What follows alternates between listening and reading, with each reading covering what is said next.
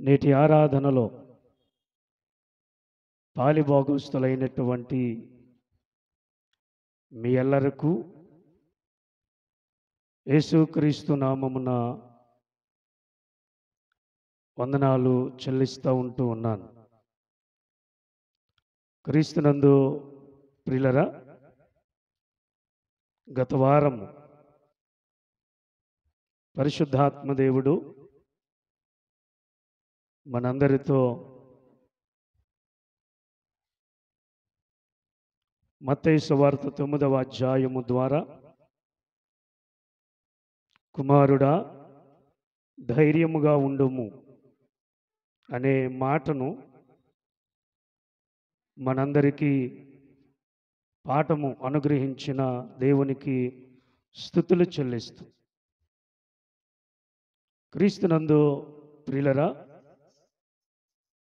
ధైర్యముగా ఉండాలి అంటే 3 విషయాలను నేర్చుకున్నాం. ఒకటి, దేవునిలో నిలిచి ఉండాలి. రెండవది, దేనిలో నిలిచి ఉండాలి? పరిశుద్ధతలో నిలిచి ఉండాలి. మూడవది, ప్రేమలో నిలిచి ఉండాలి. అలాగున నిలవబడిన వారు భూమి మీద ధైర్యముగా ఉంటారు. క్రీస్తునందు ప్రియులరా, 8వ కీర్తన ఉత్తర ప్రత్యుత్తర భాగములుగా చదువుకున్నాం. ఈ కీర్తన భక్తుడైనటువంటి కీర్తనాకారుడైన దావీదు గారు వ్రాశారు. ఏ రాగము మీద పాడారో అక్కడ వ్రాయబడి ఉంది. పాట పాడినప్పుడు పాటకి రాగము, తాళము ఉంటుంది. రాగము, తాళము బాగుంటేనే ఆ పాటకు విలువ ఉంటుంది. లేకపోతే ఆ పాటను చంపిన వాళ్ళం అవుతాం. ఆ పాట పాడిన వారు దుఃఖపడతారు. కాబట్టి ప్రియమైనటువంటి దేవుని బిడ్డలారా, ఏ రాగం మీద పాడారు అంటే గితీత్ అనేటువంటి రాగము మీద పాడారు. గితీత్ అంటే అర్థం ఏంటి అంటే ద్రాక్ష పండ్లు త్రొక్కు తొట్టి అని అర్థము. ద్రాక్ష పండ్లు త్రొక్కిన తొట్టి అని అర్థం, లేక గానుగు అని అర్థం. ప్రియమైనటువంటి దేవుని బిడ్లారా, అట్టి రాగము మీద దావీదు గారు ఈ కీర్తన వ్రాశారు. ఈ కీర్తన యొక్క విశిష్టత, వర్ణ మనం తెలుసుకుంటే 3 భాగాలుగా విభజించారు. ఏంటి ఆ 3 భాగాలు అంటే, మొదటిది దేవుని మహిమ, రెండవది దేవుని కార్యము, మూడవది దేవుని ప్రేమ. ఈ 3 ఈ కీర్తనలో మనకు కనబడతారు. ప్రియమైనటువంటి దేవుని బిడ్డలారా, ప్రియమైనటువంటి సంఘమా, ఇక్కడ మనం చూసినట్లయితే ప్రారంభము వచనములో, ముగింపు వచనములో చూస్తే దేవుని యొక్క నామము యొక్క ప్రభావమును గురించి మొదట ఎత్తి పాడాడు. ప్రియమైనటువంటి దేవుని బిడ్డలారా, ప్రియమైనటువంటి సంఘమా, ప్రారంభము ముగింపు అదే వచనమునతో ఆయన ప్రారంభించాడు, ముగించాడు.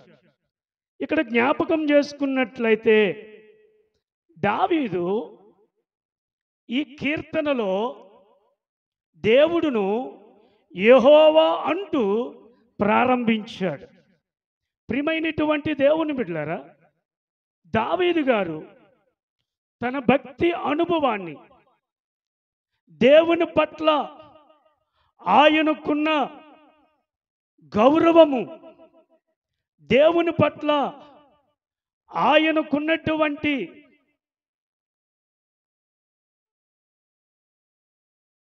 క్రమాన్ని ఇక్కడ తెలియజేస్తూ ఉన్నాడు. యెహోవా మా ప్రభువా ఆకాశములలో మహిమను కనపరుచువాడా అన్నాడు. ప్రియమైనటువంటి దేవుని బిడ్డలారా, 3 రీతిలుగా దావీదు గారు తన వర్ణను కొనియాడుతూ ఉన్నాడు. జ్ఞాపకం చేసుకున్నట్లయితే యెహోవా అను మాటకు అర్థం ఏంటో తెలుసా? యెహోవా అను మాటకు అర్థము, యెహోవా అంటే మనము యెహోవా దేవా అని పలుకుతాం. పలకడం మంచిదే. ఆ పదమునకు అర్థం తెలియకపోతే నీవు పలికిన పదానికి నీకు విలువ తెలియదు, దాని సారము తెలియదు. దానిని సారము తెలియకపోతే నువ్వు నచ్చినట్లుగా పలకడానికి ఇష్టపడతావు. ఒక వ్యక్తి యొక్క విలువ తెలియకపోతే, ఒక వస్తువు యొక్క విలువ తెలియకపోతే నీవు దానిని నీకు తెలిసినట్టుగా వాడుకోవడానికి ప్రయత్నం చేస్తావు. అప్పుడు నీకు కష్టమే వస్తుంది, కానీ ఆశీర్వాదాలు రావు. ప్రియమైనటువంటి దేవుని బిడ్డలారా, యెహోవా అనే పదము దావీదు గారు ఎత్తి కీర్తన పాడాడు. యెహోవా అనగా అర్థము ఉన్నవాడు, అనువాడు అర్థము. హల్లెలూయా, హల్లెలూయా. ప్రియమైనటువంటి దేవుని బిడ్డలారా, యెహోవా సృష్టికర్తను జ్ఞాపకం చేస్తున్నాడు దావీదు గారు. కాబట్టి ప్రియులారా, యెహోవా అనగా ఉన్నవాడు, అనువాడు అని అర్థము. ఈ మాట ఎక్కడ చెప్పబడింది? నిర్గమకాండములో చెప్పబడింది. ఎప్పుడు చెప్పబడింది? మోషేతో పిలిచినప్పుడు నేనెవడునో అని దేవుడు చెప్పాడు. తన్ను తాను పరిచయం చేసుకున్నాడు.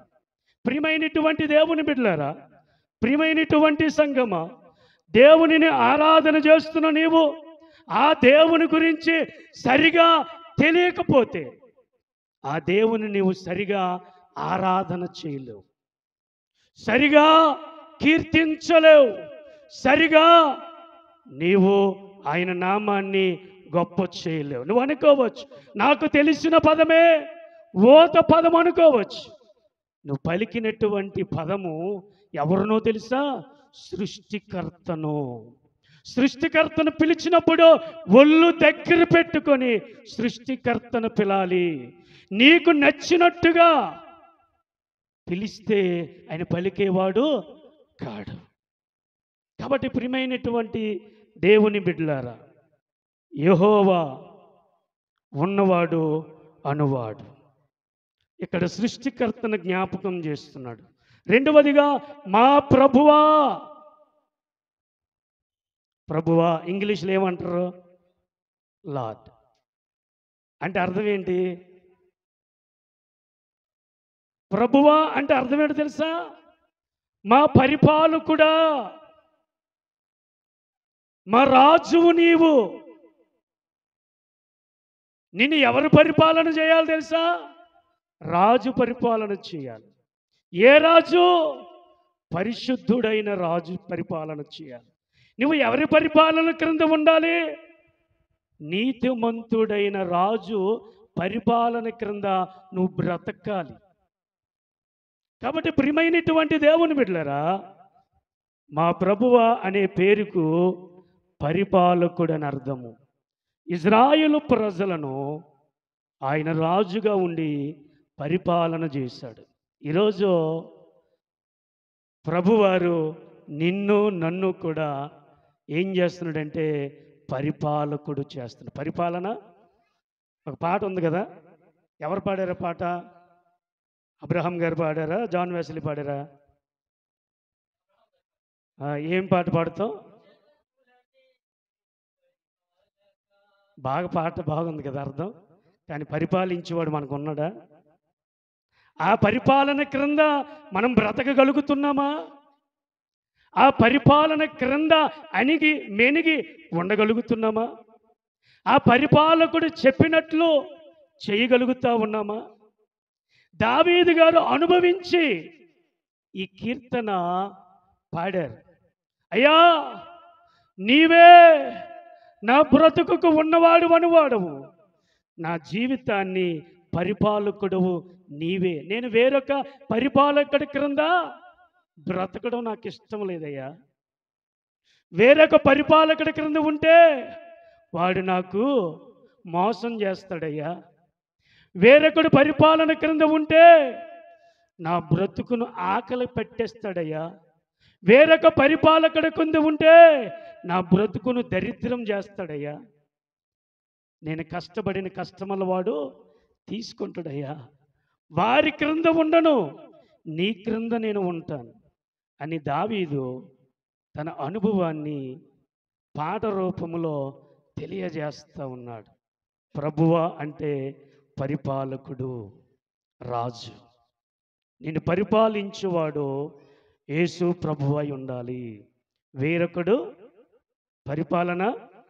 వేరొకడు పరిపాలిస్తే నాశనములోనూ కష్టములోనూ ప్రయాణము చేయవలసి వస్తుంది. అదే ప్రభు పరిపాలన అయితే నీకు బాధ వచ్చినా పర్వాలేదు, లేము ఉన్నా పర్వాలేదు, ఏడుపైనా పర్వాలేదు, ఆయన నిన్ను లేవనెత్తుతాడు. కాబట్టి ప్రియులారా, మూడవదిగా చూస్తే ఆకాశములో మహిమను కనపరుచువాడనే ప్రత్యక్షతలను అనుగ్రహించి దేవునికి జ్ఞాపకం చేస్తుంది. మూడవదిగా ప్రియులారా, ఆత్మ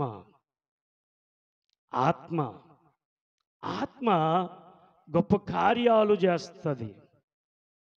అపోస్తుల కార్యము 2వ అధ్యాయములో మనం చూచినప్పుడు 120 మంది మేడగదిలో ప్రార్థన చేసినప్పుడు వారిని గొప్ప మహిమతో నింపాడు, గొప్ప శక్తితో నింపాడు.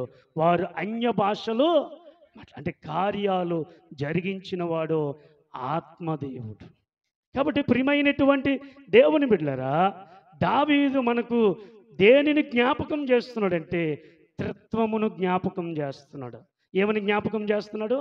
త్రిత్వమును జ్ఞాపకం చేస్తున్నాడు. కాబట్టి ఈ 3 వర్ణల్లో నీవు నేను గమనించాలి. త్రిత్వము కనబడుతుంది. తండ్రి, కుమార, పరిశుద్ధాత్మ అనే త్రిత్వములో ఏకత్వము కనబడుతుంది. కాబట్టి ప్రియమైనటువంటి దేవుని బిడ్డలారా, ప్రియమైనటువంటి సంగమా, అందుకే కీర్తన 2:7 1 కొరింథీ 8వ అధ్యాయం 6వ వచనం, మూడవదిగా 2 కొరింథీ 12వ అధ్యాయము 12వ వచనములో ఆ మాటలు తండ్రి, ప్రభువు, ఆత్మకు, పరిశుద్ధాత్మకు సాదృశ్యముగా వాక్యములో మరి తెలియజేయబడుతూ ఉన్నాయి. కాబట్టి ప్రియమైనటువంటి దేవుని బిడ్డలారా, భూమి మీద దేవుని నామము ప్రభావము గలది. భూమి మీద నువ్వు ఆరాధించే దేవుని నామము ఎటువంటిదంటే శక్తివంతమైనది. భూమి మీద నీవు సేవించుచున్న దేవుని నామము ఎటువంటిదంటే బలమైనటువంటి నామము. దేవుని నామము ఎటువంటిదంటే మానవ జీవితాలను మరుగుపడి లేములో ఉండి భావమును పొందుకొని తన అనుభవాన్ని ఇతరులకు తెలియజేస్తున్నారు. మనము కూడా దేవుని నామమును పొందుకున్న మనము ఆయన నామశక్తి నీ ద్వారా ఇతరులకు తెలియజేయాలి. నీ ద్వారా దేవుని నామమును ఎదుటివారు పొందుకునేటట్టు నీవు నేను జీవించాలని ఆశపడుతూ ఉన్నాడు. మరి దేవుని నామము ఎటువంటిది? దేవుని నామము ఎలాంటిది? ఎవరు చెప్పగలరంటే దానిని అనుభవించిన వారే చెప్పగలరు. అందరూ చెప్తారా? అందరూ చెప్పలేదు. ఇక్కడికి వచ్చిన వాళ్ళు అందరూ చెప్పగలమా? ఇందులో కొంతమంది గురుకులు ఉన్నాయి. ఆ గురుకులు చెప్పలేదు, గోధుమలే చెప్తారు. ఎందుకని? ఆ గోధుమలు దేని వలన బ్రతుకుతుందంటే ఆ సృష్టికర్త వలన బ్రతుకుతుంది. అదిగా గోధుమలే చెప్పగలవు, గురుగులు చెప్పలేదు. దేవుని నామము ఎటువంటిదంటే, ప్రియమైనటువంటి దేవుని బిడ్డరా, మీరు రాసుకోండి. కీర్తన 25వ సంకీర్తన 11వ చరణము. దేవుని నామము ఎటువంటిదంటే క్షమాపణ కలిగినటువంటిది. దేవుని నామము క్షమించినటువంటి నామము. కీర్తన 106వ సంకీర్తన 8వ చరణము ఏమి తెలుస్తుందంటే దేవుని నామము రక్షణార్థమైనటువంటి నామము. దేవుని నామము ఎటువంటిదంటే 124వ సంకీర్తన 8వ చరణము ఎటువంటిదంటే దేవుని నామము సహాయపడుతున్నటువంటి నామము. ప్రియమైనటువంటి దేవుని బిడ్డలారా, దేవుని నామము ఎటువంటిదంటే 143వ కీర్తన 11వ చరణము ఎటువంటిదంటే దేవుని నామము బ్రతికించుచున్న నామము. దేవుని నామము ఎటువంటిదంటే కీర్తన 20వ కీర్తన 1వ చరణము దేవుని నామం ఎటువంటిదంటే ఉద్ధరించిన నామము. దేవుని నామము ఎటువంటిదంటే 23వ కీర్తన 3వ చరణము నడిపించుచున్న నామము. దేవుని నామము ఎటువంటిదంటే సామెతల గ్రంథం 18వ అధ్యాయం 10వ వచనము దేవుని నామము సురక్షితముగా భద్రపరిచిన నామము. దావీదు అనుభవించాడు. దావీదు అనుభవించి దేవుని నామము యొక్క శక్తి ప్రభావమును నీకు నాకు పాట ద్వారా తెలియజేస్తూ ఉన్నాడు. ప్రియమైనటువంటి దేవుని బిడ్డ, ప్రియమైనటువంటి సంఘమా, దేవుని యొక్క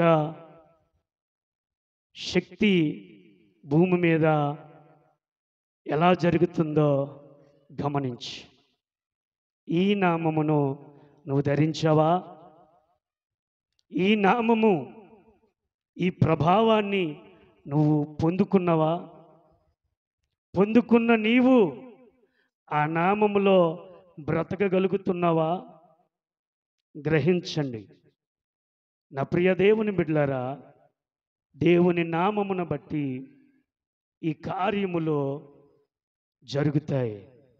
కాబట్టి దేవుని నామము బలమైనటువంటి ప్రభావము కలిగినటువంటి నామము దేవుని నామము. కాబట్టి ప్రియులారా, దేవుని బిడ్డలారా, దేవుని కార్యాలు ఆశ్చర్యమైనటువంటి కార్యాలు. దేవుని కార్యాలు గొప్పవి, అవి ఊహించలేనటువంటి కార్యాలు దేవుడు చేస్తాడు. కాబట్టి ప్రియమైనటువంటి దేవుని బిడ్డలారా, ప్రియమైనటువంటి సంఘమా, దేవుని కార్యాలు, దేవుని నామమును అనుభవించిన నీవు దేవుని కార్యాలు చూస్తావు. లాజరు చనిపోయినప్పుడు యేసుక్రీస్తు ప్రభుల వారు ఎన్నో దినాన్న అక్కడికి రావడం జరిగింది. ఎన్నో దినాన? కొన్ని సమాధిలో లాజరు ఎన్ని దినాలు ఉన్నాడు?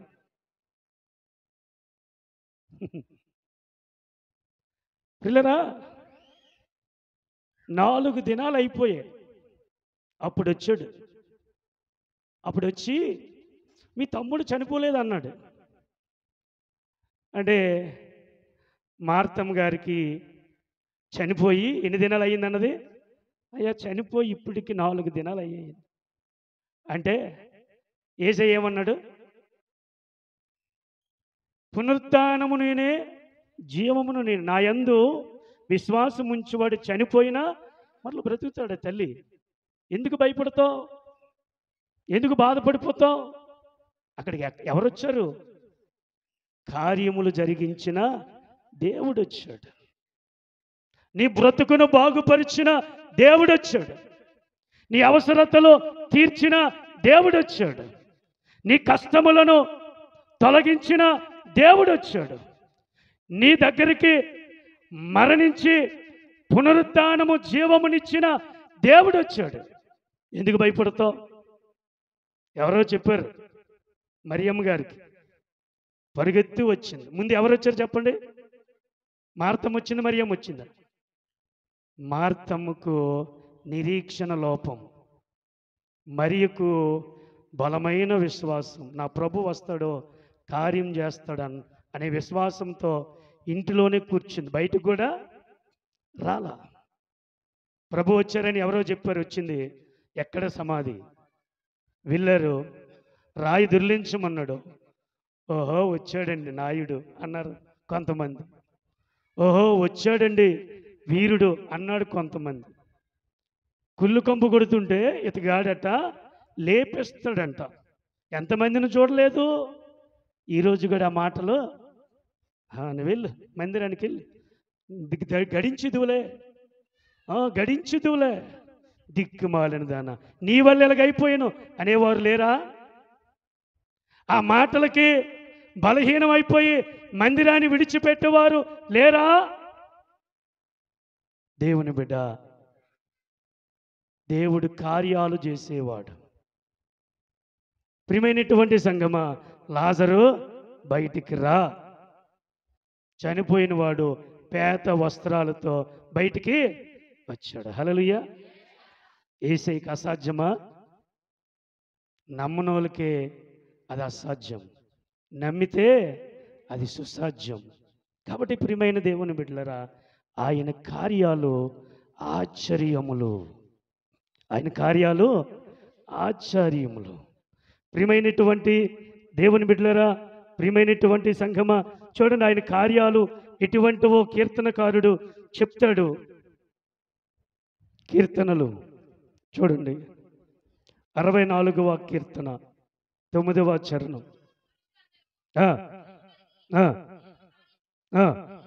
హల్లెలూయా. దేవుని కార్యాలు ఆయన తెలియజేస్తాడు. ప్రియమైనటువంటి దేవుని బిడ్డలారా, ఆయన కార్యములు ఆశ్చర్యకరములు అంటాడు. ఆయన కార్యాలు ఎలాగుంటాయి? ఆశ్చర్య కార్యాలు.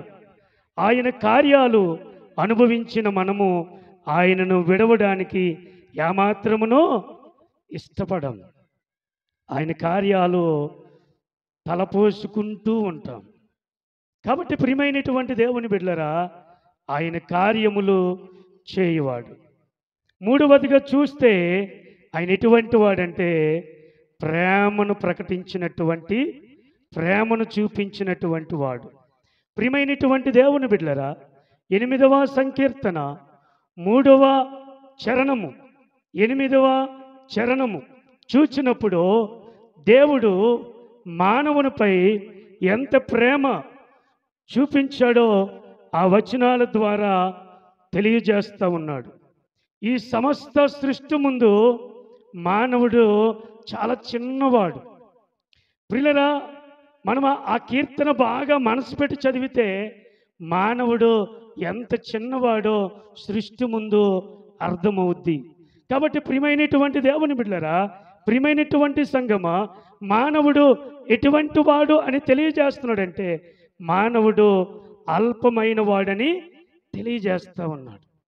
మానవుడు అల్పుడంట. మీరు గమనిస్తే 3వ చరణములో చూస్తే ప్రియమైన దేవుని బిడ్డలారా, మరి ప్రకృతి ముందు, సృష్టి ముందు అతడు ఎటువంటి వాడంటే గమనించండి. ప్రియుల 4వ వచనం చూడండి. ప్రియులరా, మొట్టమొదట మనిషి అల్పుడు. రెండవది మనుషుడు ఎటువంటి వాడంటే అనాహరుడు. మనుషుడు ఎటువంటి వాడంటే అభాగ్యుడు. అల్పుడు సృష్టితో సరిపోల్చగా మానవుడు మిక్కిలి అల్పమైన వాడు. ప్రియులరా, ఎందుకు అనాహరుడు అన్నానంటే దేవుడు జ్ఞాపకం చేసుకోవడానికి మనుషుడు అర్హత లేనివాడు. ఎందుకు అభాగ్యుడు అని చెప్పబడుతుందంటే ప్రియులరా, దేవునిని దర్శించటానికి మనిషికి భాగ్యము లేనివాడు, దేవునిని చూడలేనివాడు అభాగ్యుడు. కాబట్టి ప్రియులారా, ఇటువంటి మనుషుని మీద, ఇటువంటి మానవుని మీద అతడు దేవుడు ఎంతో ప్రేమ చూపించాడు. ఎంత ప్రేమ చూపించాడంటే నీ ఊహకు, నీ జ్ఞానానికి, నీ ఆలోచనకు అందనటువంటిదిగా ప్రేమ చూపించాడు. ప్రియమైనటువంటి దేవుని బిడ్డలారా, ఏమి చేశాడంటే అటువంటి మనిషిని ఆయన ఎన్నుకున్నాడు. అటువంటి మనిషిని ఎన్నుకున్నాడు. 1 పేతురు 2వ అధ్యాయం 9-10 వచనాలు చూస్తే అటువంటి వ్యక్తులను రాజులైన యాజక సమూహములుగా ఏర్పాటు చేసుకున్నాడు. అతని వంటి దేవుడు మానవుని పట్ల ఎంత ప్రేమ చూపించాడంటే ఈ పనికి మాలిన మానవుని గురించి ఆయన ఏం చేస్తున్నాడంటే మానవుడి కోసం ఎదురు చూస్తూ ఉన్నాడు. హల్లెలూయా. ఏం చేస్తున్నాడు? ఎదురు చూస్తున్నాడు. హల్లెలూయా. ఇక్కడికి దేవుడు ముందొచ్చాడు, మనం ముందొచ్చాము. ఏంటి? ఎవరు ముందొచ్చారు? దేవుడు. ఈ పనికి మాలిన మానవుని కోసం ఆయన ఎదురు చూస్తూ ఉన్నాడు. అంత మాత్రమే కాదు, ఈ మానవుణ్ణి ఆయన ఎంతో ప్రేమిస్తున్నాడు. ఆయన ప్రేమకు హద్దులు లేవు, ఆయన ప్రేమకు కొలతలు లేవు. అటువంటి ప్రేమ యేసయ్య మానవుని పట్ల చూపుతున్నాడు. ప్రియులారా, ఎటువంటి ప్రేమ చూపించాడో తెలుసా? మీరు ఆ కీర్తన భాగాలు చూస్తే దేవుని కంటే తక్కువ వానిగా చేశాడు. ఆయనకంటే ఎలా చేశాడు? తక్కువ వానిగా చేశాడు. అంటే ఆకారం ఇచ్చాడు మానవునికి. ఈ అనాహరుడికి, ఈ అల్పుడికి, ఈ అభాగ్యుడిని దేవుడు ఎంతగా ప్రేమించాడంటే ఆ మనిషికి ఆకారం ఇచ్చాడు. హల్లెలూయా. మనం పశువు ఆకారం ఉన్నామా? లేకపోతే ఎద్దు ఆకారం ఉన్నామా? లేకపోతే కోతి ఆకారములు ఉన్నామా? కోతి ఆకారములు ఉంటే నీకు ఎవరైనా సెకండ్ ఇస్తారా? ఏంటో ఏంటో ఇప్పుడు ఎలాగైపోయిందంటే కుక్కలు కూడా నోట్లో నోరు పెట్టుకునే స్థాయిలోనికి మనిషి వెళ్ళిపోయాడు. అలాంట జంతువుల ప్రేమికులట. ఎవరు ప్రేమికులు? పిల్లలు ప్రేమించలేరు కానీ కుక్కల్ని, జంతువుల్ని ప్రేమించుతూ ఉంటారు. పిల్లల్ని గమనించండి, ఆలోచన చేయండి. అటువంటి స్థితిలో ఉన్న మనిషిని దేవుడు మనిషికి ఆకారం ఇచ్చాడు. పిల్లరా, మరి ఆదికాండం మీరు చదివితే, ఆదికాండము చదివితే ప్రియులరా 1వ అధ్యాయం 26వ వచనము చూస్తే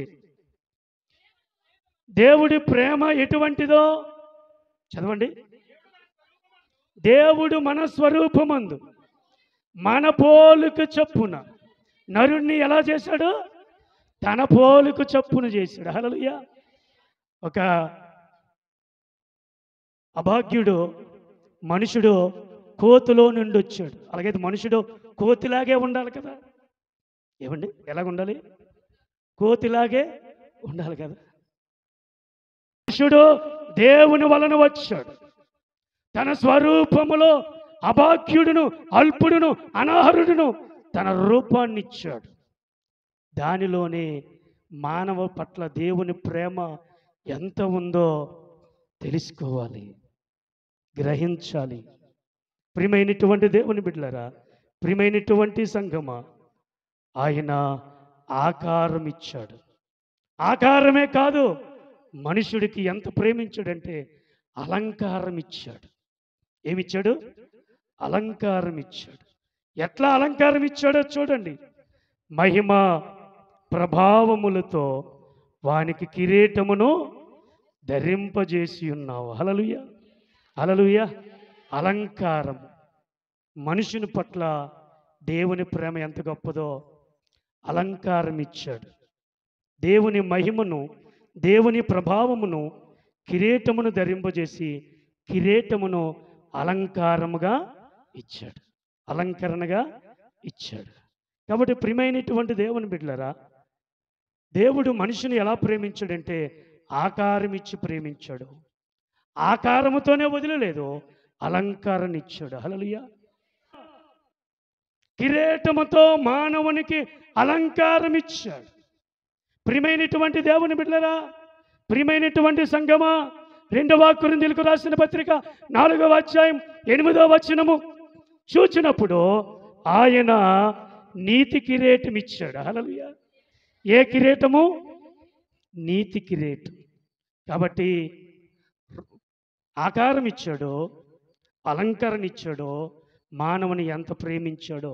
మూడవదిగా చూస్తే మానవుని పట్ల దేవుని ప్రేమ ఎంతగా ఉందంటే ప్రియులరా, మీరు గమనిస్తే 6వ చరణంలో ఏమన్నాడు తెలుసా? నీ చేతి పనుల మీద వానిని అధికారముగా నియమించదను. మూడవదిగా అధికారం ఇచ్చాడు దేవుడు. ఎవరికి? అల్పుడికి. ఎవరికి? అనాహరుడికి. ఎవరికి? అభాగ్యుడికి. ఏం చేశాడు? ఆకారం ఇచ్చాడు, అలంకరణ ఇచ్చాడు. అంత మాత్రమే కాదు ప్రియులరా, అధికారం ఇచ్చాడు. ఈ సృష్టి అంతటిని నీ కాలు మీద కాలు క్రిందకి తీసుకొచ్చాడు. ఎంత ప్రేమమయుడైన, ఎంత ప్రేమ మానవుల మీద ఆయనకుందో ఆలోచన చేయండి. దేవుని చేతి పనుల మీద మానవునికి అధికారం ఇచ్చాడు. అది దేవుని అధికారం.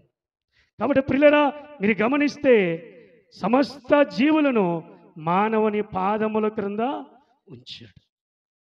ఆశీర్వాదాలు. ఎంత గొప్ప దేవుడు అండి. ఈరోజు ఎద్దు పెద్దదా, మనిషి పెద్దోడా? కానీ ఎద్దు మనిషి మాట వింటుంది. ప్రియులరా, దేవుని బిడ్డలారా, ప్రకృతి మనం చూచినప్పుడు ఆ ప్రకృతిని చూచి ఆహ్లాదకరంగా ఉంటుంది. అటువంటి ప్రకృతిని మనిషిని పాదాల క్రింద దేవుడించాడు. కాబట్టి దేవుని ప్రేమ ఎంత గొప్పదో చూడండి. అందుకే ప్రియమైనటువంటి దేవుని బిడ్డలారా, ప్రియమైనటువంటి సంగమా, అక్కడ అంటాడు, గొర్రెలన్నిటిని, ఎడ్లనన్నిటిని, అడవి మృగములను, ఆకాశ పక్షులను, సముద్ర మత్స్యములను, సముద్రములో మార్గములలో సంచరించి వాటన్నిటిని వాని పాదముల క్రింద నీవు ఉంచి ఉన్నావు. ఆయన ప్రేమ నీ పట్ల, నా పట్ల ఎంత గొప్పదిగా ఉందో అనుభవించి తెలుసుకుంటే మంచిది. ప్రియమైన దేవుని బిడ్డలారా, ప్రియమైనటువంటి సంగమా, ఆదికాండం 1వ అధ్యాయం 28వ వచనంలో అంటాడు, ఆయన సమస్తము దేవుడు మానవులని పాదముల క్రింద ఉంచాడు. ఆయన ప్రేమ ఎంత గొప్పది. అల్పునికి ఆకారం ఇచ్చాడు. ప్రియులరా, అనాహరునికి అధికారం ఇచ్చాడు, అభగ్యునికి ఆశీర్వాదం ఇచ్చాడు. ఇదే దేవుని ప్రేమ. ఈ ప్రేమ, ఈ ఆధిక్యతలో ఆది మానవుడికి ఇచ్చాడు. ఆది మానవుడు కాల రాశాడు. తాను పాపము చేయటం వలన తన ఆధిక్యతలను కోల్పోయాడు.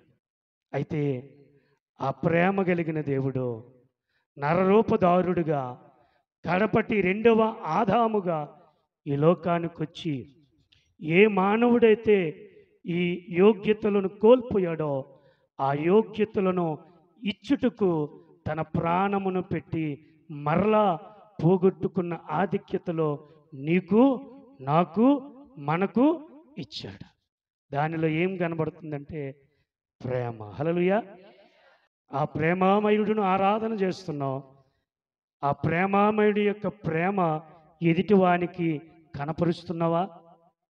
ఎంత చక్కగా పాడారో, మీకు నిండు వందనాలు. కానీ ప్రేమ ఉందా? ప్రేమ లేనివాడు వ్యర్థుడు. ప్రేమ లేనివాడు వ్యర్థుడు.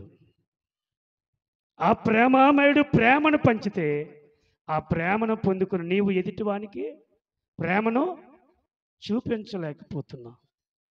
కాబట్టి ప్రియులరా, దేవుని బిడ్డలారా, ప్రియమైనటువంటి సంగమా, దేవుని నామము మహిమ గలది. దేవుని కార్యాలు ఆశ్చర్యములు, దేవుని ప్రేమ గొప్పది. అట్టి కృప నీకును నాకును ప్రభువారు అనుగ్రహించునుగాక.